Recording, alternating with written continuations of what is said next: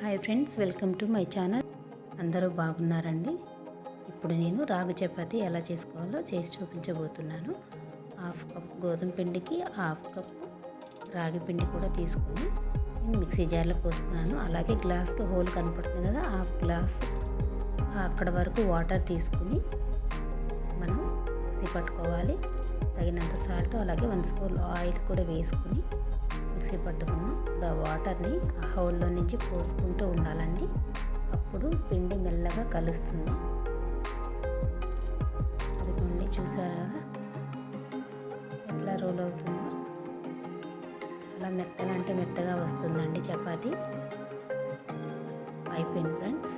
ఇప్పుడు దాన్ని తీసుకుని ముద్దగా చేసుకుని ఒక 15 నిమిషాలు మూత పెట్టుకుని ఉంచుకోవాలి. 15 నిమిషాల తర్వాత దాన్ని ఉండలుగా చేసుకుందాం. ఇవి కరెక్ట్గా 6 చపాతీస్ అవుతాయండి. గ్లాస్ పిండికి 6 చపాతీలు కరెక్ట్గా అవుతాయి.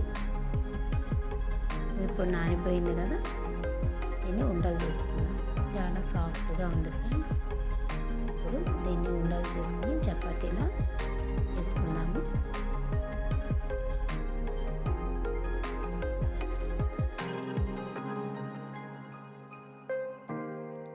చపాతీ చేసుకుని పెట్టుకుందాము ఫ్రెండ్స్. అలాగే చపాతీ కూడా రౌండ్గా చక్కగా మనం ఒత్తుకునే దాన్ని బట్టి వస్తుందండి. చాలా మెత్తగా అంటే మెత్తగా ఉంది పిండి. కొంచెం పిండి ఎక్కువ వేసుకొని చేసుకుంటే ప్లేట్ కంటకుండా ఉంటుందండి. ఇప్పుడు రౌండ్గా అయిపోయింది కదా ఫ్రెండ్స్. చపాతీని కాల్చుకుందాం. చపాతీని నెయ్యి వేసుకుని కాల్చుకుంటే చాలా టేస్ట్ ఉంటుందండి. నూనె కంటే ఇప్పుడు వేసవికాలం నెయ్యి వేసుకుని కాల్చుకుంటేనే బాగుంటుంది. అలాగే చపాతీలోకి ఉడకబెట్టిన బంగాళదుంప ఫ్రై అంటే ఆలు ముద్దకూర అంటారండి. అలాగే పెరుగు కాంబినేషన్లో చపాతీ చాలా టేస్టీగా ఉంటుంది.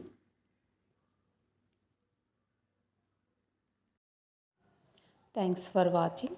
Please share, like and subscribe.